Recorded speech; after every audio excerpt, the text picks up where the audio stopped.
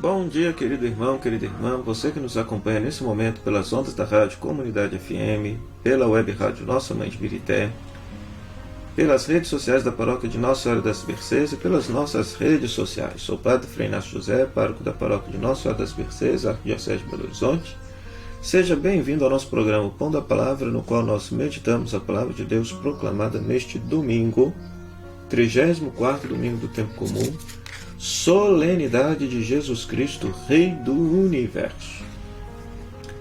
O Cordeiro que foi imolado é digno de receber o poder, a divindade, a sabedoria, a força e a honra. A Ele glória e poder através dos séculos.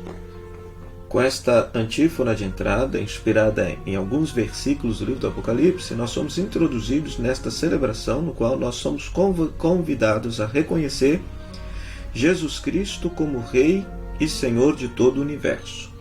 Rei e Senhor de todo o universo. Esse reinado está justamente expresso nesse bonito mistério que a primeira oração da igreja nesse dia vai nos dizer, que Deus dispôs restaurar todas as coisas no vosso Filho amado, o Rei do universo.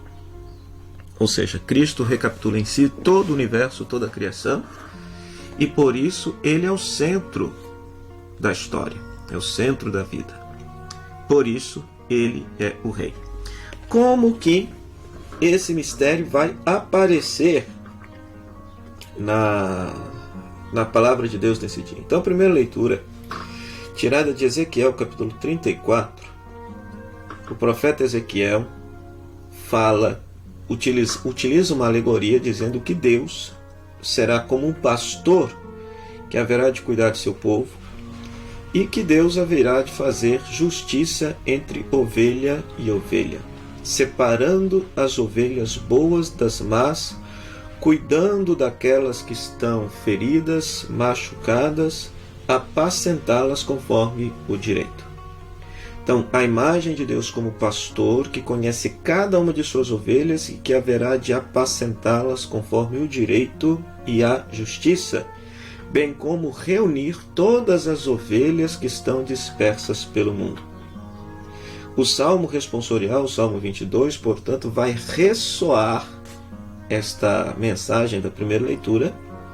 O Senhor é o pastor que me conduz, não me falta coisa alguma. Então é bom lembrar que no Antigo Testamento a imagem do pastor muitas vezes é utilizada de forma alegórica para simbolizar justamente as lideranças do povo de Israel. O rei, os sacerdotes, os profetas. Já a segunda leitura explicita de modo cristão, a segunda leitura, 1 Coríntios capítulo 15, explicita de modo cristão esta realidade de Deus, de Jesus, enquanto Rei. Primeiro afirmando que Cristo foi o primeiro a ser ressuscitado, e se ele é o primeiro, nós haveremos de ser aqueles que haverão de seguir a Cristo em sua ressurreição. Que depois Cristo é vencedor da morte, é vencedor da morte, cujo último inimigo deve ser destruído, que é a própria morte. E que quando Cristo ressuscitar e todos os demais, ou seja, Cristo já ressuscitou, mas quando todos os demais ressuscitarem, Cristo haverá de entregar esta realeza a Deus Pai, entregando todo o universo, toda a criação que será submetida a Cristo, ele haverá de entregar a Deus Pai. Isso na teologia paulina, de tal maneira que Deus será tudo em todos, ou seja, Cristo é aquele que vai recapitular toda a criação que foi dispersada pelo pecado.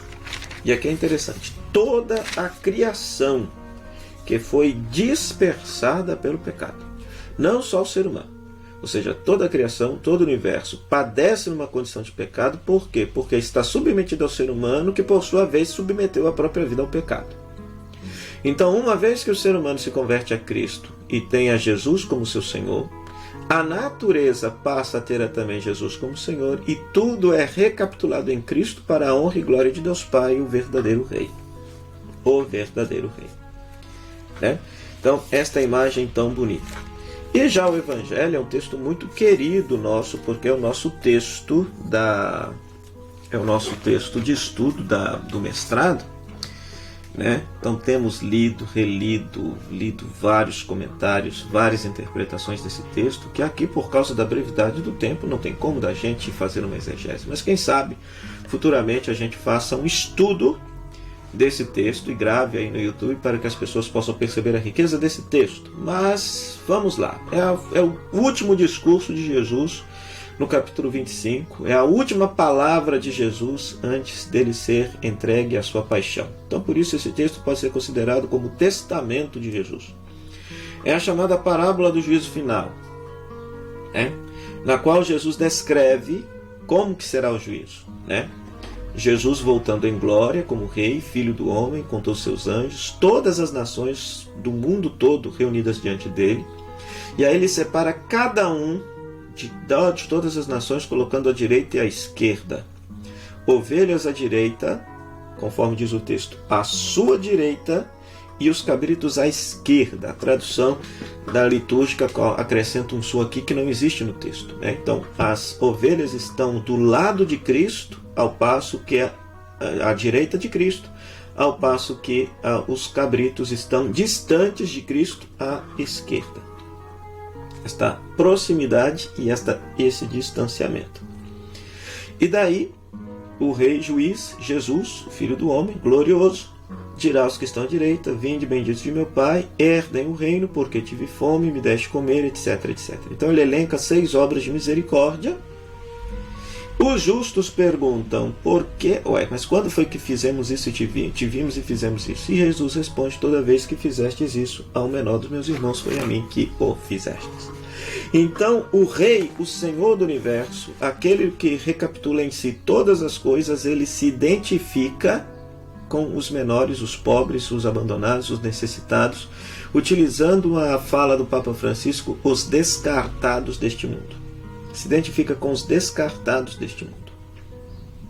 Ao passo que, ao se voltar para os da esquerda, os bodes, ele vai dizer: vocês vão se afastar de mim, vão para o fogo eterno, porque eu padeci todas essas necessidades e vocês não me ajudaram. Tive fome e não me deste comer. Ou seja, Jesus repete a mesma coisa, e diz só que agora de forma negativa. Os injustos não fizeram isso com os mais pobres. E é interessante que é posto na boca deles que tudo isso consiste em servir a Jesus, lá no versículo 44. Todas essas obras de misericórdia ao pobre é servir a Jesus. Então aqui está um detalhe muito interessante, porque muitas vezes nós imaginamos que servir a Jesus é servir na liturgia, servir na igreja, é servir através do ambiente religioso, e não. Jesus deixa bem claro que servi-lo é praticar a misericórdia aos necessitados. Por quê? Porque Jesus está presente em cada necessitado, em cada descartado do nosso mundo, está a presença misteriosa de Cristo. É interessante que esse texto tem um paralelo com o final do capítulo 7, quando Jesus condena também aqueles que faziam grandes obras religiosas, mas eram injustos, não praticavam a justiça. O termo grego que aparece lá é anomia. Anomia, ou seja, o sem lei, o sem Torá, né? Então é interessante isso daqui, porque eu gosto de pensar, né? Os jovens ficam alucinados com o Enem, estudam para tentar passar nessa prova e garantir seu acesso à faculdade. Então eu gosto de pensar esse texto como se fosse o vestibular do céu. Nosso Senhor é tão bom para a gente que Ele já nos mostrou qual é o gabarito necessário para que a gente possa viver de tal maneira, herdando o reino, fazendo o reino crescer. Agora, tem um outro detalhe também. Nós não podemos de forma alguma fazer esta caridade esperando a recompensa do reino. Vocês notem na fala dos justos que os justos fazem essa caridade sem saber que se tratava de Jesus. Fazem o bem simplesmente pelo fato de fazer o bem, sem esperar uma recompensa do Senhor. Por quê? Porque eles já sabem que tudo aquilo que se faz a um discípulo de Jesus terá uma recompensa. Isso aparece lá no capítulo 10. Então, o texto joga também com esta nossa ingenuidade, com essa nossa inocência, né?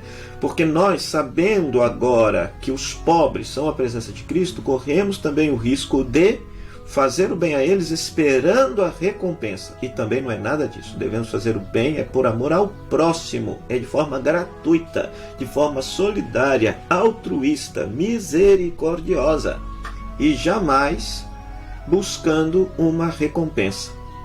Porque daí nós caímos naquela mesma justiça legalista ao qual Jesus no Evangelho de Mateus condena da parte dos fariseus, que fazem o bem e praticam a religião como uma forma de barganha de herdar a glória do reino do céu.